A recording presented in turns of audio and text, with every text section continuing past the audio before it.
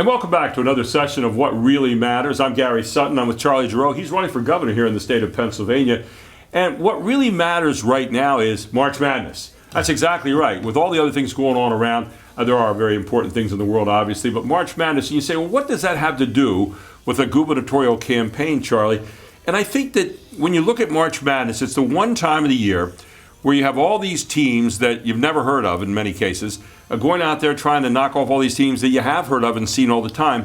And I was thinking the other day about this. March Madness kind of symbolizes the idea that, well, number one in the country is maybe a lot of these governmental representatives are going off and they got all the power and they got all the prestige and they got all the visibility. And then down here is the 16th seed, which might be the people of Pennsylvania right now feeling like, geez, when do we get a chance to upset the big ones up there and get the power back? Give us some thoughts on March Madness. I know you're a big basketball fan to start with. I am, and as you may know, Gary, I missed the Big East tournament this year for the first time ever. And you can just now talk about it, frankly. I had to go to therapy. There was a little piece of my soul that was ripped out. Villanova wins the Big East championship, which made it even tougher in 3 great games. Right. I mean, they played really, really well. But I know we're not here to talk about basketball. And you really, I think, hit on something, Gary, because as I walk around the Commonwealth of Pennsylvania and see an awful lot of people because we're doing a lot of events every single day, I continually hear this visceral reaction against the elites that think they're smarter than us, more righteous than us, ought to be able to tell us how to live our lives and what to do on a daily basis. And I think that really hits at what you were talking about. The 16s versus the ones. And as you know, there's only been one time ever that there was that kind of an upset. But I think you're going to see that kind of an upset in 2022, not only in Pennsylvania, but across the country, where people say, we're taking our government back, we're taking our country back, and in Pennsylvania, we're taking our state back, and we're going to make it great once again. You look at the people, the 16 seeds right now, if you will, or the 15 seeds of Pennsylvania, and I would dare say around the country, and they're feeling like, okay, COVID, we watched what you did during COVID to our economy. We see a lot of businesses out there right now that have folded. Restaurants that have folded, people that are out of work, and yet we have people coming back. And they're saying to themselves, when does our turn come again? We feel like we're being jobbed right now. We look at the inflation. We look at people turning off the Keystone XL pipeline. We look at a lot of that kind of stuff, and they say, why are we doing this with one hand tied behind our back? Your thoughts on all that as these people are feeling like a 16th seed right now here in March Madness? Well, it's people that are going to say it truly is from the people and for the people. Our campaign motto, by the way, from the people, for the people, because ultimately all power rests in the people. The way our system was set up by our founders was that the people ruled, and here the people have to rule. And I do get a sense that people think we've been jobbed over the course of the past number of years. I mean, the lockdown and shutdown stuff didn't work. Right. You know, Ron DeSantis, Kristi Noem, and some others showed us a much better way of handling the pandemic than Tom Wolf and Josh Shapiro, particularly when you look at things like the nursing home situation, where they were taking people, older people, out of hospitals and putting them into nursing homes to die. And that's horrible when you think about it. Meanwhile, Rachel Levine is getting her mother out of the nursing home and into a luxury hotel. How does that work, Gary? For most people, they say, wait a minute, time out. There's something fundamentally wrong here, and we're going to make it right again. You know, I've watched as a basketball coach over the years as we have teams like Duke, for example, which used to be one of my favorite teams because I thought they always did a great job of developing a team over 4 years and getting them to work together flawlessly. As a governor, you want to get a team to work together here. And I've noticed over the years in the NCAA championships in basketball that the teams that have won have been the teams that have players stick around for 4 years. They learn how to work together. They get to know each other. They know what the needs and wants are, what the weaknesses and strengths are. And they form bonds. And you look at the Baylors, the Virginias, the Villanovas twice in the last 5 or 6 years. You look at those are the teams that are winning. It's not the teams with one and done. It's not the talent, it's the character. And it seems to me that people are looking again to have the character of state government work for them. And that means the governor and the legislature working together and also respecting from the people, by the people, and getting that whole combination to have a winning team. Well, I've heard from the old coach that talent wins games, but character wins championships. I believe that. And I do believe that. Yeah. And I think that putting together a team is what it's all about, particularly with state government, bringing the right people in, as Jim Collins used to say, getting the right people on the bus, then getting them in the right seat. So for a governor, just like a coach, it's preparation. It's getting the right personnel, preparing them properly, having a good game plan, and then executing the plan flawlessly. You know, in college, we have a game clock right now. You have to have things done in a certain period of time. We have an awful lot of politicians running around and saying, "Wow, this is really bad. Elect me, and I'll tell you it's really bad again next time around." We had a governor this time that told us about how bad things were, and then tried to bail out here at the end and tell us, "Well, now we can drop some of this stuff." As a governor, how do you get back to being a good, like a coach? You have to get in there and you say, "Hey, here's the reality of the situation." Players know when you're lying to them. Citizens know when you're lying to them. You bet. And Tom Wolf, let's be candid, Yeah. was an abject failure as a governor. Mm-hmm. He did so many things so badly that the people of Pennsylvania have reacted in a whole lot of different ways, from passing constitutional amendments that would limit a governor's power during so-called emergencies to just having a popularity rating that's in the toilet. And Josh Shapiro is lockstep with Tom Wolf. Let's be candid about that.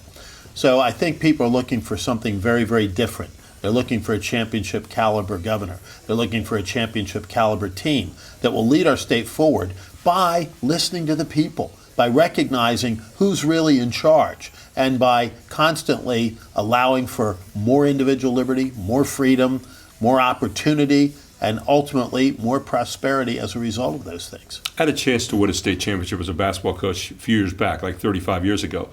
But one of the things I wrote down to myself was attack and adjust.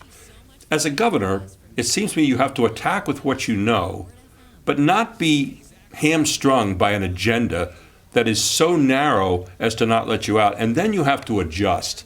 Talk a little bit about your philosophy on attack and adjust. Well, we always had a game plan when I was coaching, Gary, like you did. Every team that's successful has a game plan. They know what they have to do. And you tell your players, you're prepared, we've practiced, you're ready, we have the right people on the court, just go do the work.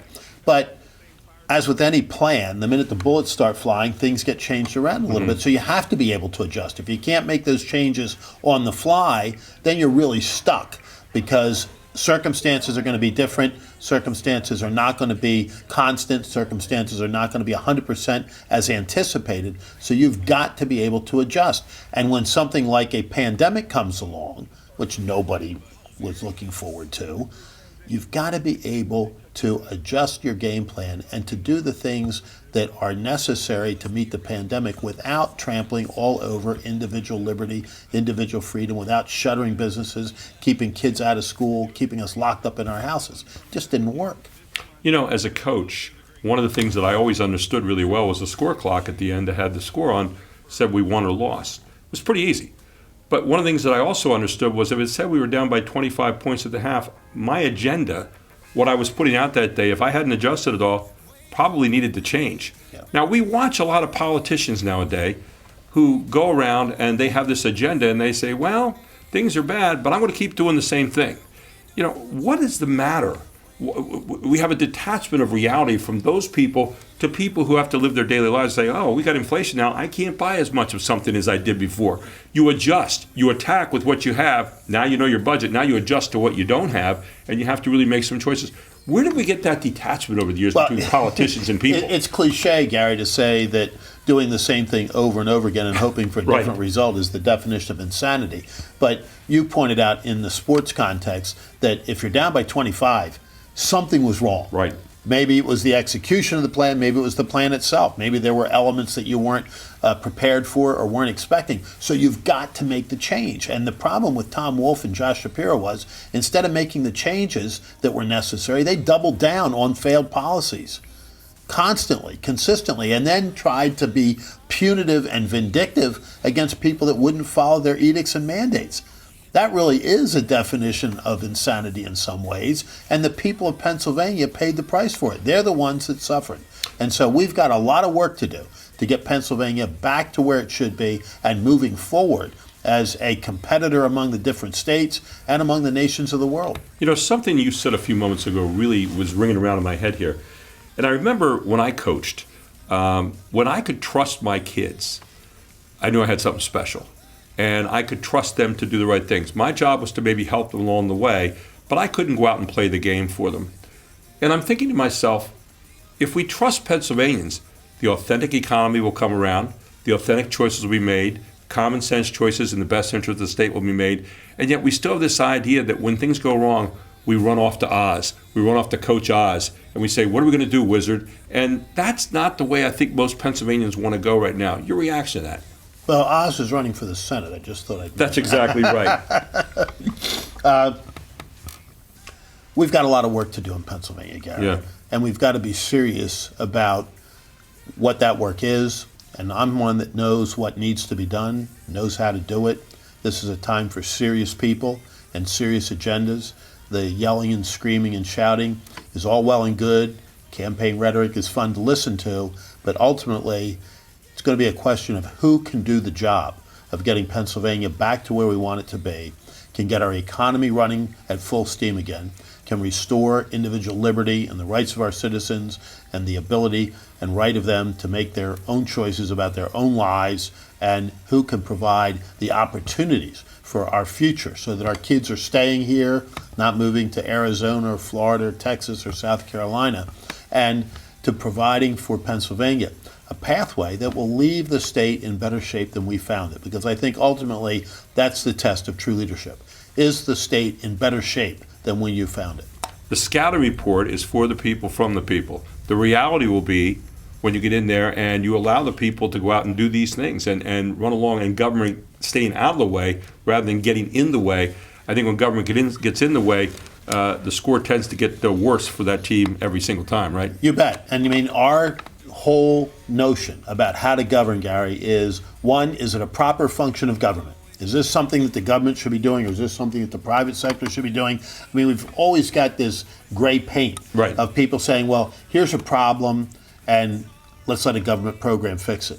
I want to look at problems and say, who can best fix it? And is it a proper function of government? Does it expand or contract personal freedom and individual liberty? And third, can we afford it? Because there are some things that we'd like to do that we simply can't afford. You alluded to that earlier when you said, families right now are having to tighten their belts dramatically as gas prices go through the roof and food prices go skyrocketing, if you can even find the food on the shelf that you're looking for, because of the economic decisions of the folks in Washington, D.C. I think we all here in Pennsylvania want to be on a winning team.